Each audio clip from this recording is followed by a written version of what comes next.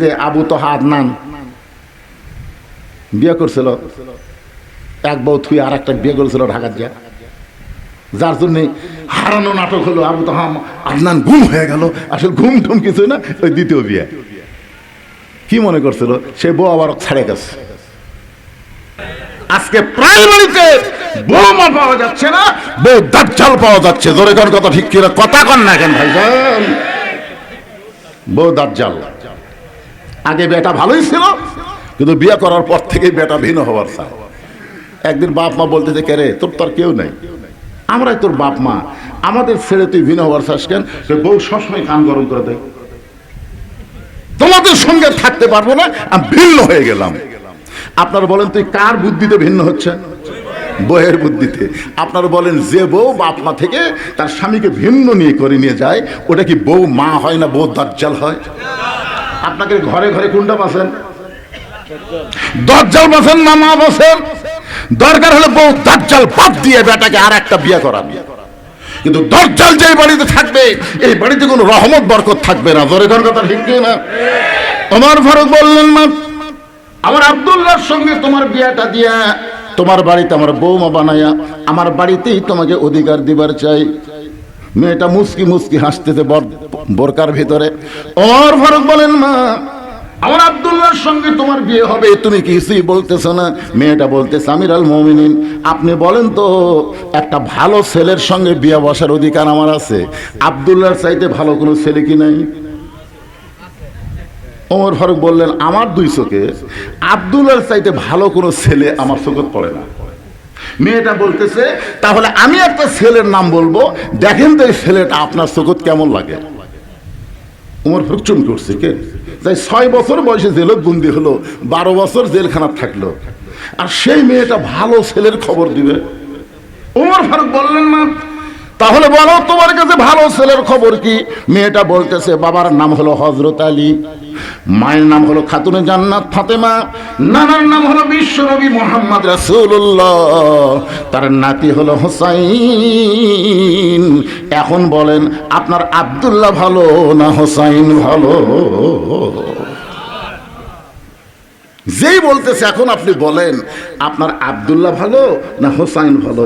উমর ফারুক বললেন, মা সাইদুস শাবাবে আহলুল জান্নাহ হাসান হোসেন রাদিয়াল্লাহু তাআলা আনহুমা কাল রাসূলুল্লাহ, আল্লাহর নবী বলেছেন জান্নাতি যুবকদের সর্দার হবে দুইজন, একটা হাসান আর একটা হোসাইন। তাহলে যারা যুবক, এই যুবক যারা কোরআনের মাহফিল করতেছো, তোমরা কি হাসান হোসেনের জীবনে জানো? অথচ এই হাসান হোসেন হবে জান্নাতি যুবকদের সর্দার। তোমরা যদি জান্নাতে যাবার চাও, হাসান হোসেন সম্পর্কে জানার দরকার আছে না নাই? দরকার আছে না নাই? খালি কোরআনের মাহফিল করতেছো, কি জন্য হাসান কি জন্য হোসাইন? আল্লাহ কেন বললেন লিয়াবলুয়াকুম আইয়ুকুম আহসান আহসানু আমালা? কেন বললেন? সঙ্গে ওমর ফারুক বললেন, মা তুমি যে হোসেনের কথা বলতেছো, আমার আব্দুল্লাহর চাইতে 1000 গুণ ভালো। মেয়েটা বলতেছে, তাহলে আপনার আব্দুল্লাহর চাইতে 1000 গুণ ভালো যদি হোসাইন হয়, সেই হোসাইন থাকতে আমি অন্য কোন আব্দুল্লাহর সঙ্গে বিয়ে বসবো না। না, আপনি যখন বলেছেন ভালোর সঙ্গে বিয়ে বসার অধিকার আছে, তো ভালো থাকতে এটা কেন? ওমর ফারুক মেয়েটাকে নিরাপদ আশ্রয় দিলেন। পরন্তু বিকাল বেলা হযরত আলীর দরজায় গিয়ে সালাম দিলেন, আসসালামু আলাইকুম ইয়া আহলাল বাইত। কোন বাড়ির দরজা দিয়ে সালাম দেওয়া কার সুন্নাত? জোরে বলেন কার সুন্নাত? এটা কি ভোটের আগে না ভোটের পরে? কি খালি কি all time all time all time. আমাদের এক নেতা গাড়ি চড়ে আসতেছে, আমার দেখা জিনিস তো, আমি অনেক কিছু যেটা দেখি সেটা ওয়াজ করতে বলি। নেতা ড্রাইভারকে বলতেছে গাড়ি থামা। ড্রাইভার বলতেছে, স্যার কি জন্যে? বলো ওই যে মানুষ আসতেছে। ড্রাইভার বলতেছে, না স্যার ওরা তো ফকির। সে ভোটের আগে পাগলা, ফকিরও স্যার হামুতে। গাড়ি যেই ব্রেক করছে, নেতা গাড়ির থেকে নামা সালাম দিচ্ছে, আসসালামু আলাইকুম। ফকির খালি চারিদিকে তাকায়। নেতা বলতেছে, কি দেখেন? বলে আমি দেখতেছি কাক সালাম দিলাম। আপনাকে দিলাম, ভিক্ষা করে খাই। ভোটের আগে ফকিরও তা হামুতে। এখন এমন কতগুলো নেতা দেখা যাবে খালি সালাম ধরে কথা রেখে না। এই সালাম শুধু ভোটের আগে দিলে হবে না, সব সময়। এমনকি বাড়ির দরজার যদি কোনো মানুষ নাও থাকে তাও সালাম দেওয়া নবীর সুন্নাত। এমনকি কবরে কোনো জীবিত মানুষ নাই, তারপরেও কবরের ধার দিয়ে যাওয়া হলো সালাম দেওয়া নবীর সুন্নাত। জোরে কর সুবহানাল্লাহ। আসসালামু আলাইকুম ইয়া আহলাল কুবুর, এই কবরবাসী যারা, তাদের উপর আল্লাহ রহমত বর্ষিত হোক। জোরে কর সুবহানাল্লাহ। তাহলে জীবিত মানুষকেও সালাম দেওয়া যাবে। যদি দরজায় কোনো মানুষ না থাকে তারপরেও বাড়িকে লক্ষ্য করে সালাম দেওয়া যাবে। কোন মানুষ যদি জীবিত না থাকে কবরস্থানেও সালাম দেওয়া যাবে। হযরত ওমর আলীর দরজায় গিয়ে সালাম দিয়ে বললেন, আম্মা সাইলা ফালা তানহার। হযরত আলী চমকে গেলেন, কারণ সালাম শুনি বুঝতে পারছে এটা ওমর ফারুকের সালাম। কিন্তু এর পরে যে আয়াতটা পড়লো, বুঝতে পারছেন, আম্মা সাইলা ফালা তানহার। হযরত আলী দরজা খুলে বলতেছে, আমির আল মুমিনিন, আল্লাহ রহমত আপনার উপর বর্ষিত হোক, কবে থেকে ভিক্ষা শুরু করলেন? আপনি ফকিরের আয়াত কেন তেলাওয়াত করলেন? ওমর ফারুক বলে, আলী, আজকে আমার জীবনের সবচেয়ে বড় বিপদ। তো বড় বিপদ হলে ইন্না লিল্লাহ পড়া লাগবে। ধরে কোন কথা ঠিক কিনা? ইন্না লিল্লাহি ওয়া ইন্না ইলাইহি রাজিউন। আপনি ফকিরের আয়াত কেন বললেন? ওমর বলতেছে, আলী, জীবনে কোনোদিন ঘটকালি করি নাই, আজকে প্রথম ঘটক হয়ে তোমার দরজায় তোমার হোসেনের ব্যাপারে আমি ওমর একটু ঘটকালি করবার চাই। আলী বললেন, আলহামদুলিল্লাহ, আপনার মতন মহান ব্যক্তি যদি ঘটক হয় তাহলে পাত্রী অবশ্যই ভালো হবে। আপনার বলেন তো, ঘটক যদি ভালো হয় পাত্রী খারাপ হবে? এ বাবা মুরব্বী, কি হয়েছে বাবা? হ্যাঁ, এইরকম বয়সের লোক ধরে নিয়ে যাও বাবা, ধরে নিয়ে যাও, অসুবিধা নাই তো, বয়স বেশি।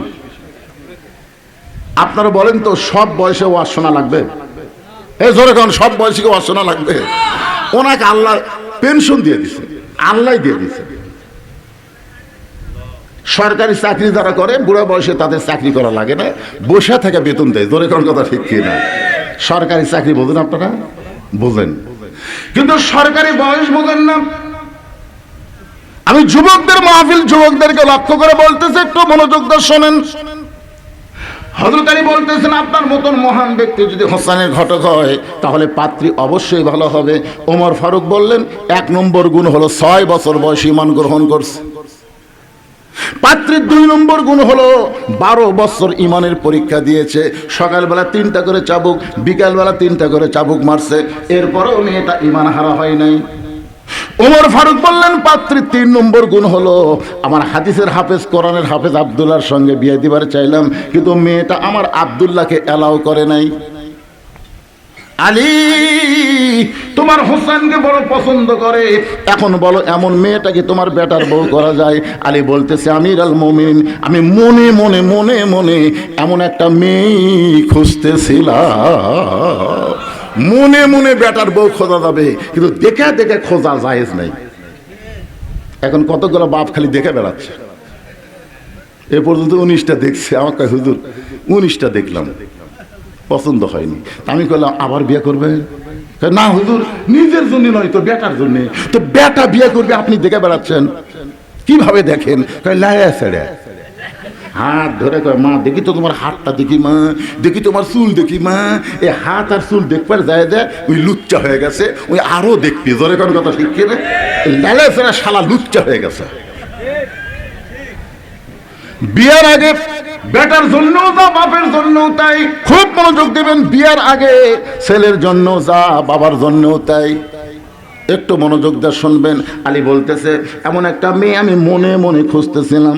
ওমর ফারুক বলেন, আলী, তুমি যে মেয়েকে খুঁজতেছিলা সেই মেয়ের খোঁজ যখন আমি দিলাম, এখন বলো কি? বলে, আমার পক্ষ থেকে আমি 100 ভাগ রাজি। বিয়া দিবে কার সাথে? এ কথা কন না কেন? ঘটকালি কার সাথে হচ্ছে? 100 ভাগ রাজিকে। ওমর ফারুক বুকের মধ্যে নিয়ে বলতেছেন, আল্লাহুম্মা জিদ মুহাব্বাতান লিল্লাহি ওয়া লিরাসূলিহি। ওমর ফারুক আলী যখন কোলাকুলি করতেছে, এমন সময় হোসেন ঘর থেকে বের হয়ে বলতেছে, আসসালামু আলাইকুম। 2 মুরব্বী, আপনার 2জন যেভাবে কোলাকুলি করতেছেন মনে হয় বিয়ে আপনারাই করবেন। ওমর ফারুক বলে, হোসেন আমরা দুইজন তোমার মুরব্বী, তুমি কি মুরব্বী মানো না? হোসেন বলতেছে আপনারা দুইজন আমার মুরব্বী আমি জানি, কিন্তু আসল মুরব্বী হিসাবে আমি শুধু একজনকেই মানি। দুনিয়াতে যতই মুরব্বী হোক কোন মুরব্বী মানা যাবে না, একমাত্র মুরব্বী হলো মোহাম্মদ রাসূলুল্লাহ। ধরে বলেন কথা ঠিক কি না? আজকে তাবলীগেরা দুই মুরব্বী ধরছে থেকে দুই দল হয়ে গেছে, এক মুরব্বী আতিউল্লাহ ও আতিউর রাসূল। এরপরে বলা হয়েছে উলিল আমরি মিনকুম, এখানে তো বলা হয়নি আতিউ উলিল আমরি মিনকুম, এখানে আল্লাহ বলে নাই। কুল হে রাসূল আপনি বলেন ইন কুনতুম তুহিব্বুন আল্লাহ ফাত্তাবিউনি, কেউ যদি আমি আল্লাহকে ভালোবাসতে চাই, আমার গোলাম হতে চাই, তাহলে তার একটাই মাত্র আমল ফাত্তাবিউনি, আপনাকে গ্রহণ করতে হবে। রাসূল ছাড়া চোখ বন্ধ করে কাউকে মানা যাবে না। জোরে কোন কথা ঠিক কিনা কথা বলেন। ওমর ফারুক বলে হোসেন তুমি কি বলবার চাও?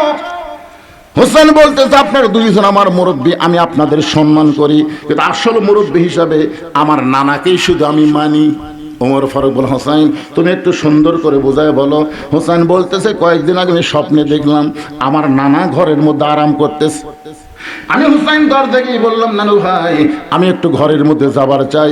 আমার নানা বলতেছে আমি জান্নাতে আরাম করতেছি, এখন দরজা খোলা যাবে না। আমি হোসেন চমকে গেলাম, যেই নানা আমার ভাঙ্গা ঘর থেকে কথা বলতেছে আর সেই নানা জান্নাতে আরাম করতেছে। দরজা না খুললে কি হবে, জানলার একটা ফাঁক দিয়ে আমি তাকায় দেখি আমার নানি উরাতকে বালিশ বানিয়ে দিছে, সেই উরাতের ওপর আমার নানা মাথা দিয়ে শুয়ে আছে। নানি আমার চুলের মধ্যে বিলকি কাটতেছে। আমি রাগ করে বললাম নানু ভাই নানির উরাতকে বালিশ বানিয়ে শুয়ে থাকলে কি জান্নাতে থাকা যায়? আমার নানা বলে হোসেন রে তুই ছোট্ট মানুষ, তুই বুঝবি না, তোর নানির মতন বউ যদি কেউ ঘরে পায় ওই ভাঙ্গা ঘরটা আল্লাহর জান্নাত হয়ে যায়। তোর নানির মতন বউ যদি কেউ ঘরে পায় ওই ঘর ভাঙ্গা হলো আল্লাহর জান্নাত হয়ে যায়।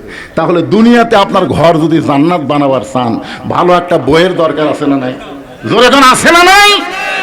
আজকে সারাদিন কাজ কাম করি, বাড়ির যায় শান্তি নাই, অশান্তির আগুন দাউ দাউ করে জ্বলতেছে অনেকের বাড়িতে। জোরে কোন কথা ঠিক কেন ভাইজান?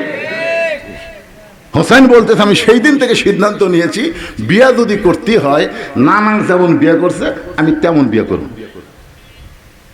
কারণ বাবা আপনি আমার বড় ভাইকে বিয়ে করাছেন, আপনি তার খবর জানেন। তালি বলতেছে কি হয়েছে? বলেন কিছুদিন হলে দেখতেছি বড় ভাই হাসান গোপনে গোপনে কান্দে। আমি তার কান্না ধরে একদিন বললাম ভাই কি জন্য কান্দেন? তো বলা যাবে না, তুই ছোট মানুষ তো বলা যাবে না। আমি জোর করে বললাম বড় ভাই কি জন্য কান্দেন? আমার ভাই বলল তোর ভাবি ভালো না, তোর ভাবি ভালো না। হাসান দাদার বইয়ের নাম হলো জাহিদা। জোরে বলেন নাম কি? বিয়ে করার পর থেকে হাসান রাদিয়াল্লাহকে অত্যাচার করতেছে, যার কারণে গোপনে গোপনে কাঁদতেছে। আজকে যারা ঘরের মধ্যে খারাপ বউ আছে তাদের গোপনে গোপনে কান্না আছে না নাই? জোরে কান আছে না নাই? আমার ভাই যেমন ঠকছে বিয়ে করে, আমি আমার ভাইয়ের মতন ঠকতে চাই না। আমার নানা যেমন জিতেছে আমি নানার মতন বউ চাই। জোরে কান সুবহানাল্লাহ। দৌড়ে গিয়া বাবার হাত ধরে বলতেছেন বাবা আপনি সত্যি করে বলেন তো আমার মা আপনার কেমন বউ ছিল? আপনি যেমন আমার মাকে বউ করে শান্তি পাইছেন দুনিয়ায়, আমার নানা যেমন বিয়ে করে শান্তি পাইছে দুনিয়ায়, আমি হোসাইন তেমন একটা মেয়েকে বিয়ে করতে চাই। ওমর ফারুক বলে হোসাইন আমি যে মেয়েটার ঘটকালি করতেছি বাবা ওই মেয়েটাকে তুমি বিয়ে করো। তোমার নানির মতন তোমার নানা যেমন বউ পাইছে, তোমার বাবা তোমার মাকে যেমন বউ পাইছে তেমন একটা বউ পাইবা। হোসেন বলতেছে আপনার কথা মতো আমি বিয়ে করতে পারবো না। ওমর ফারুক বললেন তাহলে কি বলতে চাও? হোসেন বলতেছে আমি মনে মনে সিদ্ধান্ত নিয়েছি আমি এমন একটা মেয়েকে বিয়ে করব যে মেয়েটা আমার 3টা প্রশ্নের উত্তর দিবার পারবে। জোরে কান সুবহানাল্লাহ। ওমর ফারুক বলে আলী হোসেন যে 3টা প্রশ্ন করবে এই প্রশ্ন সম্পর্কে তোমার জানা আছে? আলী বলতেছে আমি জীবনের প্রথম শুনলাম। ওমর ফারুক বলে আমিও তো প্রশ্ন জানি না, যেই প্রশ্ন আমিও জানি না তুমিও শোনো নাই, সেই প্রশ্নের উত্তর মেয়েটা কেমনে দিবে? আমার ঘটকালে আল্লাহ কবুল করে নাই। ওমর ফারুক কানতে কানতে মেয়েটা যেই ঘরের দরজায় গিয়ে বলতেছে মা আমার আব্দুল্লাহকে বিয়ে কর, তোর জীবন শান্তিময় হয়ে যাবে। মেয়েটা বলতেছে আমার কোনো আপত্তি নাই, কিন্তু আপনাকে একটা বার বলতে হবে আব্দুল্লাহ হোসেনের চাইতে ভালো। শুধু একটাবার যদি বলেন আব্দুল্লাহ হোসেনের চাইতে ভালো, তাহলে আমার কোনো আপত্তি নেই। ওমর ফারুক বলে, আমি কেমনে বলবো মা, কারণ হোসাইন আব্দুল্লাহর চাইতে 1000 গুণ ভালো, তাহলে হোসেন ভালো থাকতে খারাপ আব্দুল্লাহকে আমি বিয়ে করতে পারবো না। ওমর ফারুক বললেন, মা, হোসেন সেই মেয়েটাই বিয়ে করবে যে 3টা প্রশ্নের উত্তর দিবার পারবে। এখন তুমি বলো, তুমি কি 3টার উত্তর দিবার পারবা? যেই প্রশ্ন আমি উমর কোনোদিন শুনি নাই, যেই প্রশ্ন তার বাবা কোনোদিন জানে না, তাহলে তুমি কেমনে উত্তর দিবা? মেয়েটা বলতেছে, আমির আল মুমিনিন, হোসেন কি 3টা প্রশ্ন করবে আমি জানি না, তবে আমার ঈমান বলতেছে আমি না পারলেও আমার আল্লাহ পারাবে। বর্তমানে গোটা বাংলাদেশ ওয়াজ করে, যেইটুকু বুঝতে পারতেছি আমার ঈমান বলতেছে আগামীতে আল্লাহর কোরআন বাংলাদেশের সংসদে দেখা যাবে। ঈমান, ঈমান, ঈমান। আপনাদের ঈমানের খবর কি? মাশাআল্লাহ, বোঝা গেল এখানেও ঈমান ভালো আছে, কারণ এখনো পুরাপুরি বুঝে বলি নাই, তাতেই তাকবীর শুরু হয়ে গেছে। লিল্লাহে তাকবীর। কি বুঝতেছেন? সেই জেলায়, আগামীকাল আর এক জেলায়। আমি গতকাল ওয়াজ করছি নওগাঁ জেলার শেষ প্রান্তে রাজশাহী শুরু, তার আগে দিন ওয়াজ করছি দিনাজপুরের নবাবগঞ্জ। এক এক দিন এক এক রাতে এক এক জেলায় ওয়াজ করতেছি, প্রতিটা জায়গায় গিয়ে দেখতেছি মনে হয় ইমানের একটা ভাব চলে এসেছে। আর এই বাংলাদেশ থাকবে না, আগামীতে আল্লাহর কোরআনের বাংলাদেশ হয়ে যাবে। ধরে কোন কথা ঠিক কিনা? মেয়েটা বলতেছে, আমির আল মুমিনিন, হোসেন কি 3টা প্রশ্ন করবে আমি জানি না, তবে আমার ঈমান বলতেছে আমি না পারলেও আমার আল্লাহ পারাবে। হাসিনা যেইভাবে আমাদেরকে কবজা করেছিল, অনেক মুরব্বীকে আমি জিজ্ঞাসা করছিলাম খবর কি, বলে আমার জীবনে হাসিনার পতন দেখতে পাবো না, এমনভাবে দুর্বল হয়ে গেছিল ঈমান। কিন্তু আবু সাইদ যখন রংপুরে প্রথম জীবন দিল, তখন থেকেই বাংলা মানুষের ঈমানের পাওয়ার বেড়ে গেল। ধরে কোন কথা ঠিক না? মানুষ মরলে ঈমান বাড়ে, এইটা বাংলাদেশের আবু সাইদ শুরু করে দিয়েছে।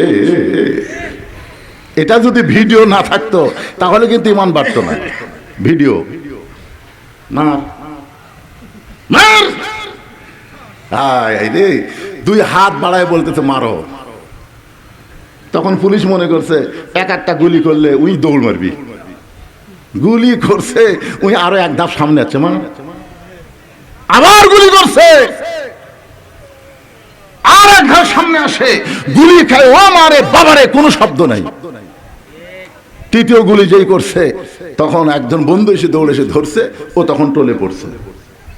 বাংলাদেশের মুসলমানকে দেখাই দিল দরকার হলে জীবন দিব, কিন্তু বাতিলের সঙ্গে কোনো আপোষ করা চলবে না। ধরে কোন কথা ঠিক কিনা? হ্যাঁ, ঈমানের দাবি যদি কুরবানি হয়, সেই দাবি ঘরে বসে থাকা নয়।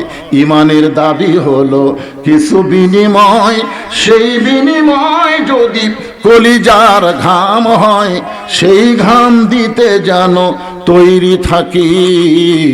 ওগো দয়াময় আমার আল্লাহ দয়াময়। কোন দিকে তাকে থাকেন? এটা ঈমান। বক্তা ওয়াজ করতেছে, কোন দিকে তাকে আছেন? ঈমানের দাবি হলো অগ্নি শিখাপ, বাতিলের বিরুদ্ধে জ্বলতে শিখাপ, সে আগুনে জ্বলে জ্বলে দিব ঈমানের পরিচয়। ঈমানের দাবি ঘরে বসে থাকা নয়।